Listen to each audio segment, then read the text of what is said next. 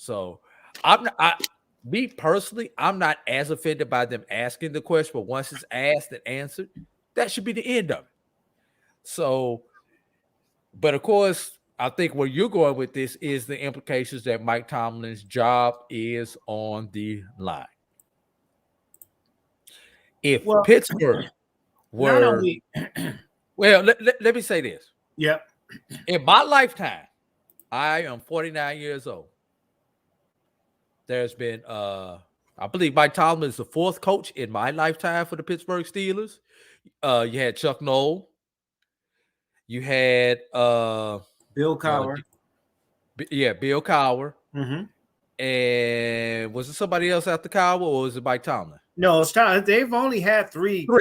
So it's been three in my lifetime. Right. Yeah. And Cowher was there, I believe, 15 years before, after Chuck Noll, if I remember the number correct. It was double digit, 14, 15, somewhere around there. Mike Tomlin is right there in that same neighborhood. And Mike Tomlin took that job when he was in his mid to late 30s, if I do recall. Right, he was. When he took that job. Now, if Mike Tomlin wants a new challenge, that's fine. But that should be up to him to decide, hey, I want this new challenge. I've done this on a professional level. I've been successful. I've won the ultimate prize. I've never had a losing season. Let me go. Let me step down. Hell, Mike Tomlin might have Mike Tomlin Jr. or just like Deion has his kids playing. He may want to go coach his kids in college. Who knows? Right. But that's for him to decide. That's for him to put out there. And that's for his publicists to control that narrative. And let me just say this, AD. I don't have a problem with a reporter asking him the question. Correct. The problem I had was in the fact that A, he's not on the hot seat. I don't care what they do this year. He's not going to get fired. And B, this notion that he's at, a pinnacle. I mean, you got Belichick, I call him, and all his titles, and then you got that second tier. Mike Tomlin's right there. This brother's right there with all the resumes. So you know what Pittsburgh's problem is? It's not Mike Tomlin. It's Father Time. And Father Time has caught up with Big Ben. But the Pittsburgh Steelers are loyal to Ben Roethlisberger.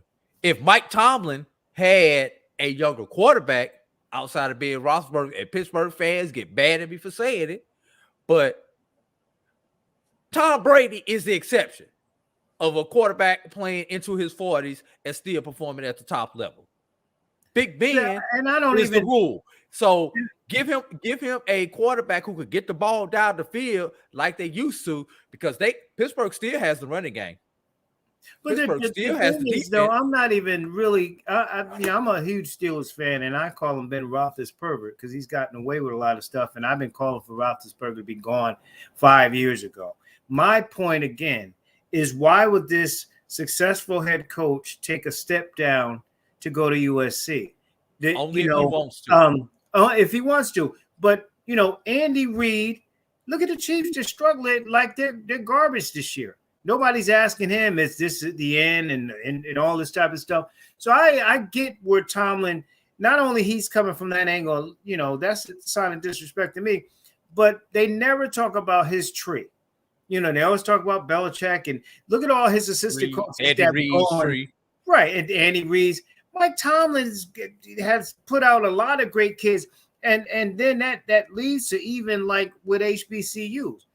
If Deion Sanders at this black college at Jackson State starts, winning and bringing in these assistant coaches, or the assistant coaches they go on to do, then are we going to be talking about his tree? There's a lot of dynamics to this that doesn't get said. Like Mike Tomlin is the man. He has proven he can do X and O's. He's a coach. He's a player's coach. They love to play for him, and his assistants can move on. They look at Dallas with they want to keep this offensive coordinator around, if McCarthy fails or fires or quits or whatever. And they're talking about him, how great he is. Kellen, I forget his last name. But meantime, Eric Bieniemy has been an offensive coordinator in the league for a while now. This brother, and he still don't have a head football coaching job. Two issues I want to bring up based on that question that you just had. A, Coach Prime will not have a tree. Right, there will be a Coach Prime effect. There will be a Coach Prime effect with other coaches coming down from the professional ranks into HBCUs. Excuse me. Maybe even someone off of his staff get a job either at an HBCU or at another institution. But Coach Prime will not get the benefit or the respect of having a tree, if you understand what I'm saying. Right. By that. He won't get the credit for having a tree. He will get credit for having the Deion effect or the Prime effect, but he won't get credit for having a tree. Number one, he won't get that because he is perceived as a CEO type of coach instead of a hands-on coach. A person like Andy Reid is perceived as a hands-on coach, which brings me up to number two, because Andy Reid is perceived as a hands-on coach. And Andy Reid is has been the play caller. That is one thing that has hurt Eric Bieniemy, because people assume that he cannot be the play caller. And we've seen offensive coordinators, defensive coordinators who've gone from up under a head coach who was the head coach / play caller to not being able to handle things when they've got that next level of job. It's a fact. Speaking of Bieniemy, with Kansas City having a down season, the offensive line struggling, their defense can't hold. The defense look like a wet paper bag right now. Eric Bieniemy is going to go back down towards the bottom of the list instead of being at the top of the list, just because of how Kansas City is looking this year if they do not get to that number one seed in the AFC. So I'm just saying. Yeah, and I hope Bieniemy's window has not passed, but it may be, it may be a little foggy right now in that window.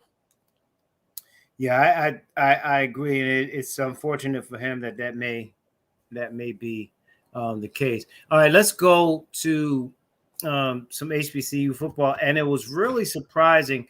I mean, some shocking games here. The most glaring one, I don't think anybody saw Elizabeth City State beating Shawan, homecoming in their place. How shocked were you at that victory for them? It's a big victory for them, Bill. I don't know if I was. I think Shawan, once they lost their game to Bowie, then they lost again last week to Union. I think maybe Shawan is just mailing it in for the rest of the season. Honestly, a little bit of Bowie hangover and CIAA North hangover. And you speak about that homecoming victory. You do realize that for the second time in 3 weeks, 5 teams have lost their homecoming. Yeah, and I'm thinking of the other one who was very impressive. I mean, you can continue what you were saying, but there were 5 homecoming games that were lost this past weekend. There were 5 homecoming games that were lost 3 weekends ago.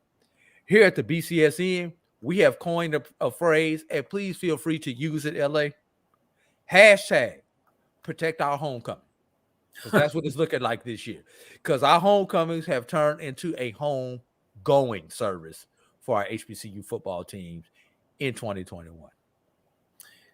And no, you don't have to look too far than, Norfolk State going on the road and getting it done at Howard. A great game if you liked a lot of offense. I mean, especially that second half and then even that fourth quarter. I mean, both teams just going at it. Howard, to their credit, didn't give up. Like, they kept coming at it. They got a pick. They ran one back for a touchdown off a punt return. They were, running the ball, and their quarterback was trying to make plays. But give credit to Coach Odom. He was already on record upset about homecoming and the all lack 16,000 of them yeah, at his homecoming. 16,000. Very upset about that. And I agree with him. I mean, it's In going a to take some 30,000 winning. seat stadium. Right. It's going to take winning. And he even acknowledged that. But, speaking out, he's a stand-up guy. He doesn't accept any excuses. And on a televised game, they went on the road and beat Howard. Obviously, Howard's down a little bit, only 2 wins. But that still was homecoming. They're still a quality football team. The record doesn't really show it. I thought that was an impressive win for Norfolk on the road. Yeah, yes, it was. And well, I'm gonna hold this, but I do have a question for you. Even though you're supposed to be interviewing me, I do have a question for the interviewer a little bit later about homecomings in North Carolina and the greatest homecoming on earth. But we're gonna stay on this week first before we get into their homecoming. Another big homecoming loss was Southern losing to Prairie View. But you can see that coming though. Prairie View, they're trying to stay with Jackson State, and they're a quality football team. You're not surprised by that though, right? I'm not surprised by the victory.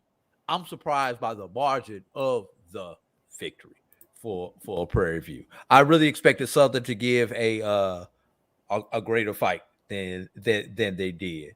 And then speaking of homecomings, one homecoming that was near and dear to my heart. I graduated from 2 different universities. I graduated from Florida A&M University, whose homecoming is this upcoming Saturday. Protect our homecoming, Rattlers. # protect our homecoming. I'm telling you now. But the other one that's very near and dear to my heart is my beloved Tuskegee University, where I received my master's degree at. And we laid the egg on homecoming. And it's a delicate situation for me as an alum, number one. And it's not because I'm an alum, but because I have an affiliation with the university.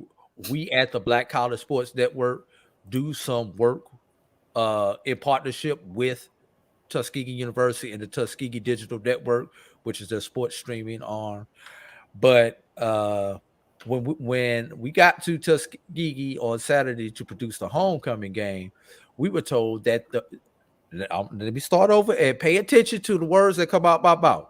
Well, we got to campus for the homecoming game, which campus is already closed to outside fans. The administration made that decision back in September. We were told that the band was not going to participate in homecoming activities on game day. The Crimson Pipers did not march. Now, I'm putting my alumni hat on right now. I'm one of the few people who happen to be in the stadium. Never been able to drive directly up to the stadium on homecoming. Never been able to drive up to the stadium directly for a home game most of the time. Tuskegee University Cleveland L. Abbott Alumni Bowl is the only stadium in America where you actually can tailgate inside the stadium grounds. So when I walk up to that stadium or drive into that stadium, I am used to smelling fish, chicken, barbecue, you name it, frog legs. You're used to a aroma coming from just outside the stands. That's not there. Then there's no Crimson Pipers. Then there are about 50 students there at homecoming, LA. Oh, man. Tuskegee lost the game 21-17. Right. Shout out to Ardez Hussick. Tuskegee record 51-yard field goal with 8 minutes remaining in the fourth quarter to keep Tuskegee in the game. But the atmosphere, I've seen more people at the Crimson and Gold game than I saw at homecoming. And I believe, honestly, that atmosphere, that lack of atmosphere was crucial in Lane being able to go on the road and be victorious at Tuskegee on homecoming. When did this kind of start? with this. I mean, The band. you don't go, well, not just the band, but only the 50 students, and it seems as though a lot has been a decline. It can't be just this year. Oh well, it is primarily it is this year. Back 3 days before the first home game, the administration made the decision that no outside spectators were going to be allowed in the game. Only students and faculty were allowed at the football game. COVID? Yes. Okay. Now, look like it, I mean, on the paper, it looks like a smart, wise, preventative decision, correct? Right. Except when you consider Tuskegee is the only institution in the state of Alabama that has a policy like this. And you could go on the road and watch Tuskegee play, but you can't watch from the comfort of your own stadium. So, well, I mean, then you get into the critics, and that debate is if what they did is certainly in their eyes in the best interest in terms of safety of their students and those who are not part of the faculty, the alum, the students, just regular people coming in to watch. And be dealing with various alumni association meetings, people in the alumni association. When I say people, officers in the alumni association, they've been first of all, everyone understands the what and the why of the decision. Right. No one is questioning that. What people have questioned was the timing and the implementation of it. That's meaning why did they wait so late to make the decision? Right. Why did they make so late? The implementation of it, because the students, if they show a vax card within 7 days of the event, they can come in, and there's some stipulations that allow people to come in, and people are like, well, if they can come in with the vax card, why can't we come in if we show our vax card? Or a negative COVID test within X amount of days. There are different criteria and everything. Like I said, people understood the what. People understood the why. A lot of people were not able to get with the implementation. And don't get me wrong, I love Mother Tuskegee. I support Dr. Charlotte Morris and the challenges that she has at that university, having taken over during the summertime, just before school got back in. So I'm full blast. I'm supporting Dr. Charlotte Morris and my beloved Mother Tuskegee. But when I'm speaking from conversations with alumni. Frustration. Not speaking as AD Drew. Right. The frustration of it, the way it was handled, and it's homecoming, man. People, especially in football, as like people are looking forward to that. You're alum, that's the game. You not only want to see them win, but it's a chance to catch up with some of your former classmates and the tailgating, like they said, all of that whole experience. I think probably I would be even more disappointed. Well, I mean, hopefully letting more people in, but I would be even more disappointed, or would have been more disappointed, because I couldn't see the band perform. Like, right, not have the band at least do their thing. At that point. Did I tell you the game was on ESPN Plus? Oh man, jeez. Yes. So I wonder, what's the backlash from? Have you heard anything from ESPN in terms of? They're upset because of those things not happening. They can't get shots of the crowd. There's no crowd. So, I mean, what are they doing? I mean, I still did not go back and watch it because I was there producing the game for the radio broadcast. So I did not actually watch the game. And for some reason, I just haven't had time to go back and watch the replay of it. So, no, I haven't heard anything one way or another. I just know it was a poor sight. And that's just from sitting up in the press box where I was located at. It was a poor sight. And let's say, I hope this week on Monday when things got back in Monday, or hopefully even Sunday after some of the stuff that went on with homecoming, that the Student Government Association, the president's office, the band, whoever needed to have those conversations had those conversations so that the last home game, because this Saturday is senior day at Tuskegee, is a great event for the seniors. They've already lost. They lost last year. They played this year in front of no one. And it's really going to be hard to imagine. It was hard enough for homecoming without mommy, daddy, auntie, uncle, and all that. But then you're possibly talking senior day without mama or daddy being able to be there and come out on the field with you. As much as you love Tuskegee, that experience for those seniors, the last year and a half, 2 years of their career, especially those who actually have graduated and came back specifically to play football while they work on their advanced degree, is it's not gonna be good. And you know, we tend to give or not give the first few years out of school based on how we felt about our school going out the door.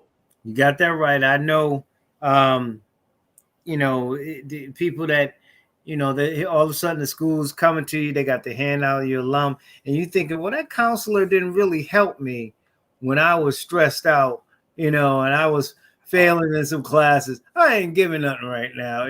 My excuse was, I'm still paying Sally Mae. Y'all gonna have to get a line behind them. They expect, if you just graduated, I mean, what you really gonna give? That's gonna, it's like you giving $5 at the church. Even if I don't give, let's see, Tuskegee was founded in 1881. I still find a way to give at least about $18.81 a year. That's right. And FAMU was founded in 1887. I still find a way to give about $18.87 a year. I don't care how broke I am. I'm going to at least give that much. That's the old radio, play on the frequency. You work for 107.5 and you have a contest where you win $107.50. Yeah. Or $10.75. Yes. Yeah. That's unfortunate. That's unfortunate. And hopefully by the time, if not senior day, but next year, they'll be able, the COVID will be, at the end and we can get back to complete business, because you missed it. People don't understand the atmosphere in HBCU games, in particular, historic ones like Tuskegee, to be in that atmosphere. And hold up. Yeah. And I got to put this in. If Tuskegee wins on homecoming, that is victory number 700 in the history of Tuskegee. The winningest HBCU in the nation. Wow. So that would have been perfect. 700 on homecoming would have been a great story. Now, let's see if we get 700 on senior day. And I mean, it's we not the same story. It that way. And if we don't get it till senior day, let's spin it to 700 against our rival Biles. Right, which is of course going to be. That's media. We got to spin it. We talked briefly about Jackson State. Obviously, they took care of business. Florida A&M, as well, and Prairie View, Alcorn State getting it done.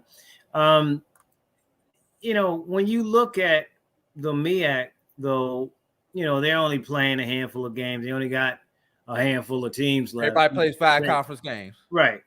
Right now, Norfolk State, South Carolina State still undefeated, and they seem like they're on that head-on collision course. Interesting enough, South Carolina State not in our top 10, which we'll get to. But I thought Norfolk State overall, and I know you got to tally all the votes because you do it, would be a little bit higher than they are. We could talk about where they are now, but especially, that's 5 in a row for them, and a few of those are on the road. In particular, again, that game against Howard. Yeah, but and maybe that's what it was. Maybe it was that game against Howard that was the difference in the voting for some of our people. And I'm trying to pull something up while we're talking here. Give me just a moment. You get the feeling that they have some momentum, but they have to. I mean, what are the chances of getting in the playoffs at all? Is it one of those things? If they win the MEAC, is that an automatic bid? I know the D2 doesn't. They'll be in the Celebration Bowl. Okay, they'll definitely do that. Okay. Yeah, they'll do this. Be in the Celebration Bowl. There's only one team that has a chance of getting to the playoffs, and it's an outside chance, and it's way outside. And that's Florida A&M University, Right? Because you're gonna have Prairie View and Jackson State in the SWAC championship game, which means they will not be eligible for the playoffs. Right. FAMU, there's nobody in the MEAC with a chance because your best team in the MEAC right now is Norfolk State. So if Norfolk loses to South Carolina State, they will not be playoff worthy in the eyes of the committee. FAMU's argument is we are undefeated against, well, let me take that back. We have one loss to an FCS team, right, which is Jackson State, who is undefeated against FCS team. And I'm assuming both teams went out without making these statements. So Jackson State wins out, FAMU wins out. Jackson State only loss would be to a FBS. So we lost to them week 1 by 1 point. Right. After sitting out an entire year. They got a decent argument right there against the SWAC. At that point in time, they will be the SWAC East winner because we won't know if they've won the SWAC altogether by the time the playoff bids come out. Problem with FAMU is they do not play a team in the top half of the FCS ratings for the remainder of the season. So they can't get that victory. They're going to have to get there on style points, as they call it, the eye test. They cannot go out and beat people like they beat Valley last week and expect the committee to take them seriously. They're going to have to beat people like they beat Alabama State a couple of weeks ago in order for the committee to take them seriously.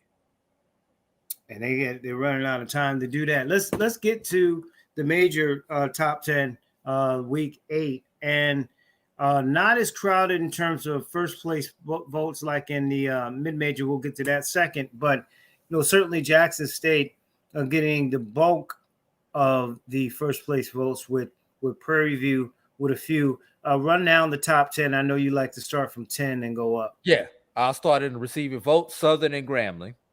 Now we got those out the way. Mandatory read right there, as I called it. Coming in number 10 with an impressive victory over North Carolina A&T is Hampton at number 10. Number 9 is North Carolina A&T with 22 points. Now, before I go any further, right? Do you think Hampton should be ranked over A&T based on that head-to-head? I think, and I was going to get to this, and I'll get to the other team in a moment. I don't think A&T should be ranked at all.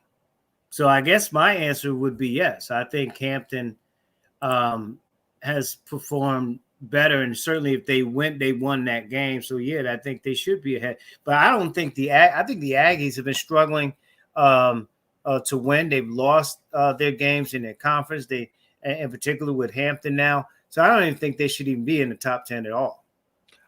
Since you're in North Carolina, I got to ask this question before we finish out the rest of the poll. Greatest homecoming on earth this week. You're playing top team in Mama, top team in the conference, top 15 in the FCS. Good move, bad move to have Monmouth for the greatest homecoming on earth. You talking about A&T? Yes. Yeah.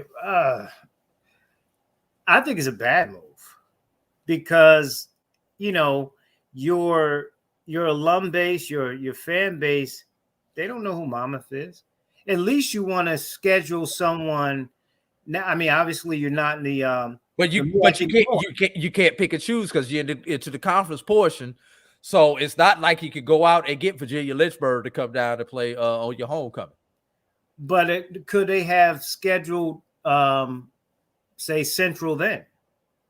Could it have worked out where they put Central in that? I mean, they would have had to get somebody to agree to move a conference game. Right. I don't like it. I don't think Monmouth is a good game to be playing. I mean, I think if I hadn't followed the conference enough and know enough about how good or bad Monmouth is, but if they're bad, then certainly is a good Monmouth thing blew out Kennesaw State, who beat A&T. So it may be a dangerous game then for A&T because Kennesaw State took care of business against A&T. So, but I just think from the opponent standpoint, and it's going to take time for the base to know the teams in this conference. But Monmouth is I'm definitely going to stay outside until I hope they get. I'm not going to get 20K in the stadium. That's all I'm going to say. I think they'll get 20K. I don't know about how much in the stadium though. Not with that opponent. They don't count if they outside the parking lot. That's my point. You know how we are. We many days we haven't made it inside from the tailgate. Mm-hmm. All right, getting back to this poll. Okay. All right, let me start. Hampton, number 10, 20 points. A&T, number 9, 22 points. Alabama State, number 8, 23 points. At number 7, Alabama A&M, 28 points. Coming in at number 6, Tennessee State, 62 points. Number 5, Norfolk State, 82 points. Number 4, Florida A&M University, 94 points. Just ahead of them is number 3, Alcorn State, 97 points. Number 2 is Prairie View A&M with 120 points and 3 first-place votes. And at number 1, 127 points, 10 first-place votes are the Tigers of Jackson State. You know, AD, the 4 I had questions. I already talked about A&T. I didn't think they should be in there. I think Alabama A&M has been underachieving or over their head. So I don't know if I have them in the top 10. And I think for me, based on, again, A&M, what they've done, barely losing to Prime and those guys, the way they played, Norfolk playing the way I kind of can see them ahead of Alcorn State. Both FAM, your alma mater, and Norfolk State over Alcorn State. Yeah. Well, first of all, in 3 weeks, our current number 2 and number 3 are going to take care of each other one way or the other. So one of them is going to drop. We know that because they have the head-to-head. Number 2, you talk about you may not have A&M in or A&T in or one of those. I'm going to ask you the simple question because this is what crossed my mind when I was voting this weekend. No, they don't deserve to be in. But who the hell am I going to put in there? They in by default. Yeah. Because once you get past Alabama State, there is no one else in the major division above 500. Alabama State's at 500. Alabama A&M is at 500. That's why I said everybody else is below 500. Maybe Grambling State. I mean, you got A&T and Hampton. Grambling State's below 500. Right, but I'm saying you got A&T and Hampton. They're both below 500. Right. I mean, you could have any of those 4 could have been in there, and it wouldn't have mattered to me. Is my point. Southern, Grambling, Hampton, A&T. If you had a 4-sided coin, you'd have flipped it. Yeah. And honestly, that's what I did when I placed my vote. I actually looked at that strength of schedule matrix that I sent out to you all to figure out those last couple of teams. With both of them playing, all right, who's played the better competition? I'm going to put them slightly ahead of the other mediocre team. That was just my rationale. Right.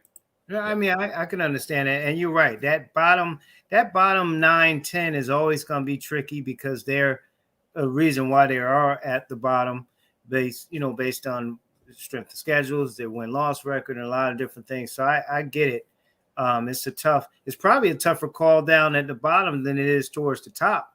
Yeah, the first 5 were easy. Number 6 was pretty easy. Right. After that, it was like, who left?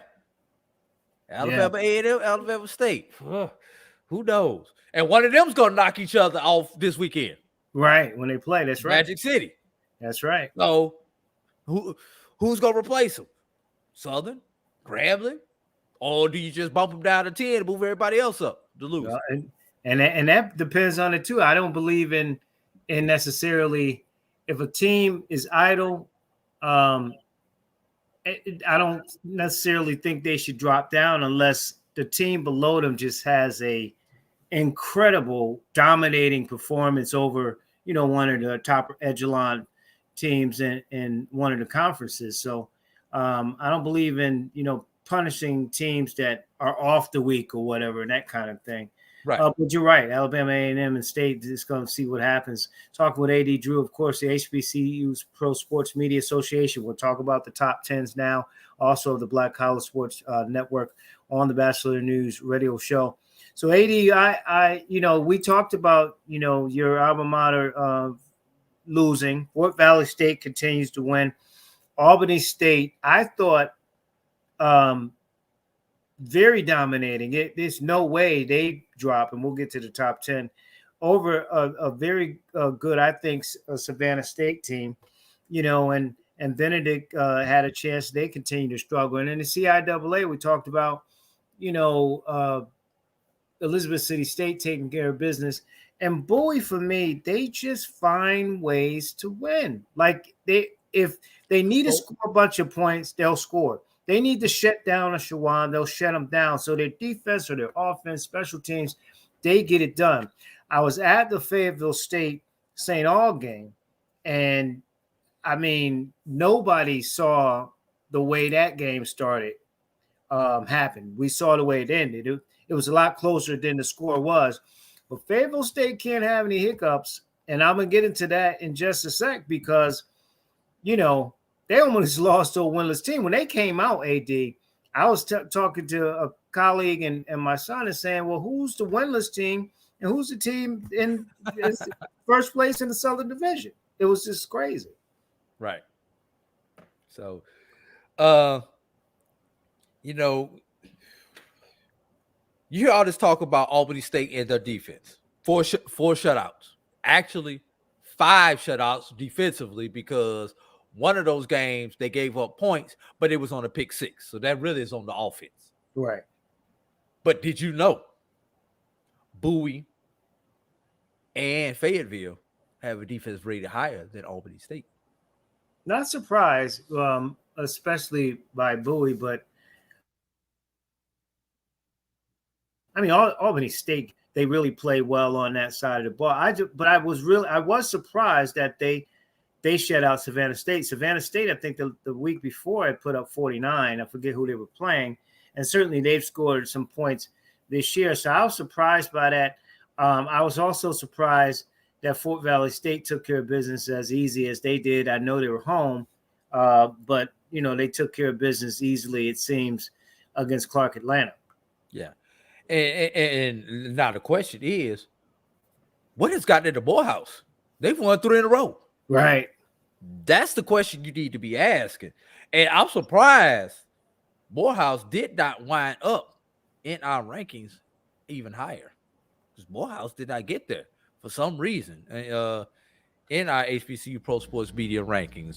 Still have not figured out what some of our voters were thinking about. I had them up there, but I guess everybody else didn't have them up there. So, I'm only one vote, as they say. Yeah. And before we get to the top 10 and wrap up, I mean, when you look at the D2 playoffs, again, no automatic bids. And right now, we may get 3 teams, probably 2. Bowie State is in the top tier in their region. Certainly, we will not. State. I doubt very seriously we get 3 teams in. Because Fayetteville State, because of their strength, the southern part of the division, CIAA kills them. Even if they win even they beat Bowie State, I don't think they get in, and I don't think they're gonna beat Bowie State. But I'm they're going on to the counter outside that. looking in. I'm going to counter that. They're number 9 right now. Right.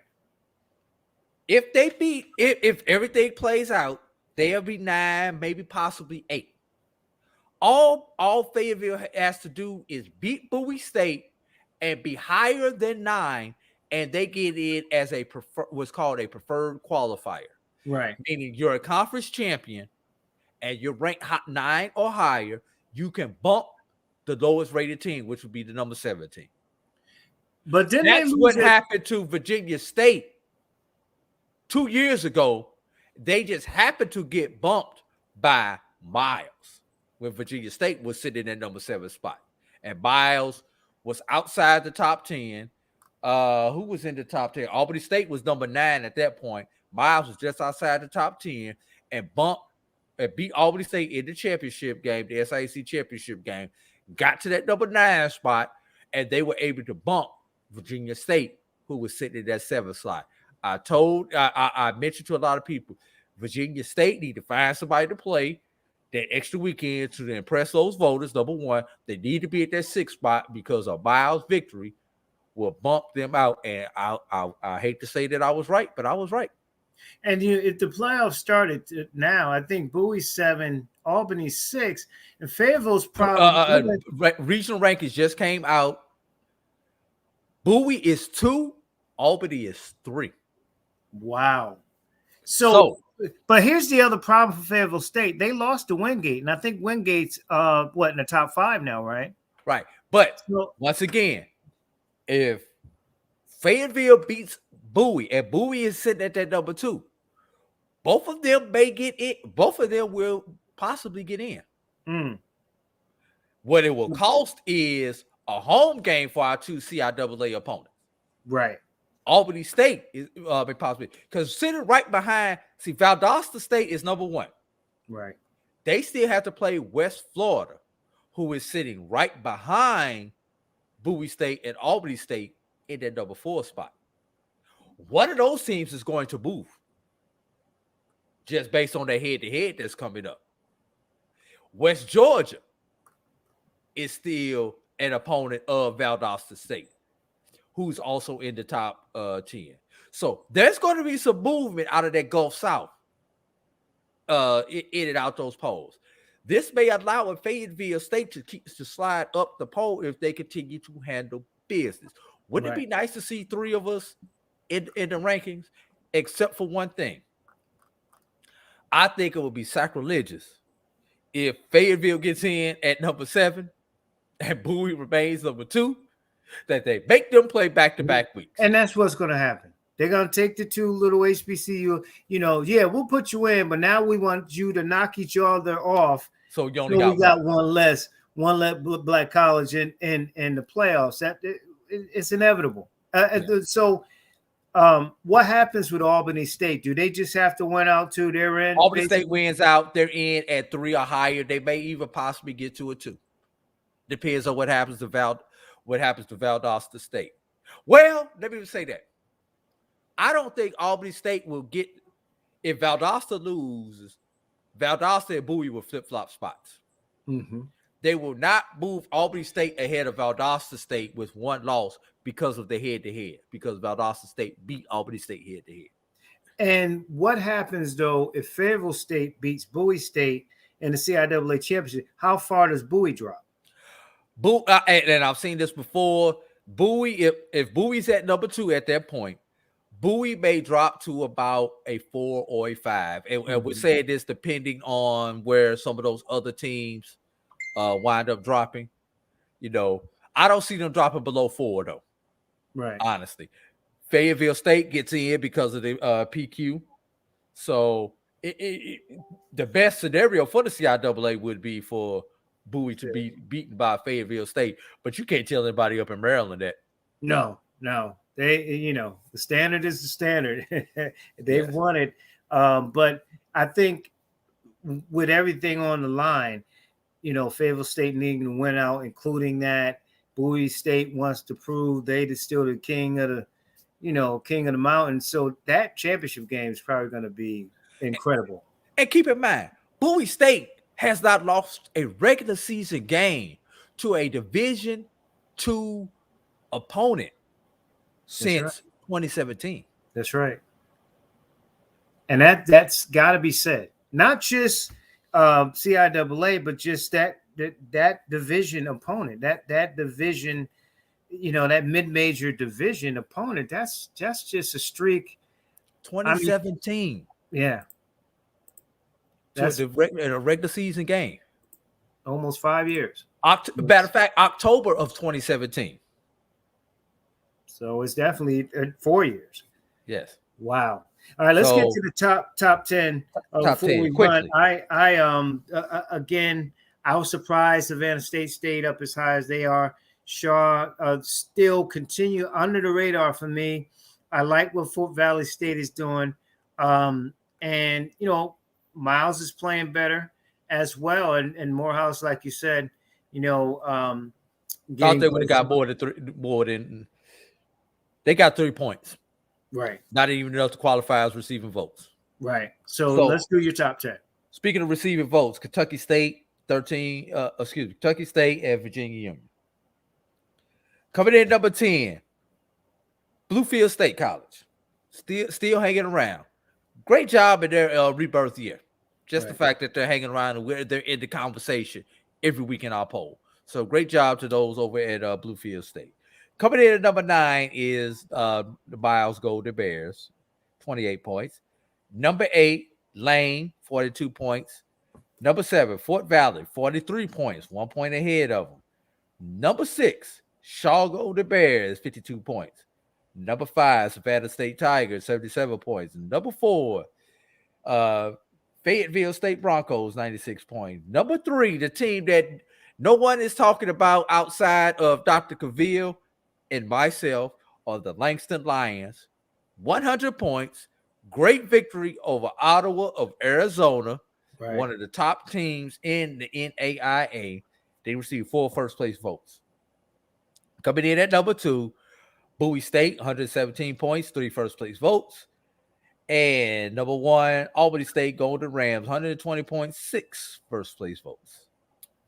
And let's not take anything away as we wrap up, AD, from Langston. They're the only undefeated in the ranking. They're only undefeated in HBCU period. Yeah. And then I think that's why it's so cluttered in the mid-majors with you have 3 teams getting first-place votes. You don't see that at the major level. At the mid-major level, you have 3 teams that all of us who are voting on this, we're having difference of opinions. Again, I've been every week I've been going back and forth with Albany State and Bowie. Albany State, that's a big win.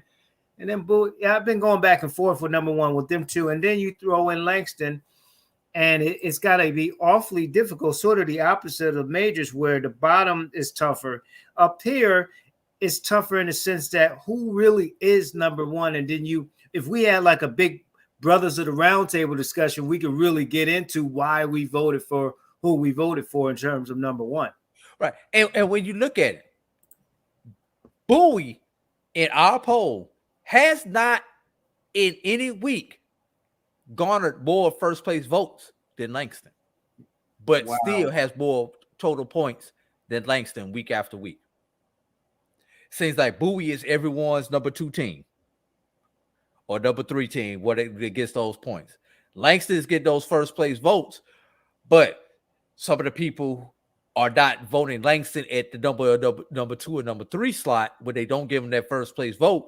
They're voting Langston at 5, 6, and 7 because they're selling short that NAIA division. Just what I've noticed from looking at the numbers. That's what happened. Langston does not get that second place vote, does not get that third place vote. It's either all or none with Langston.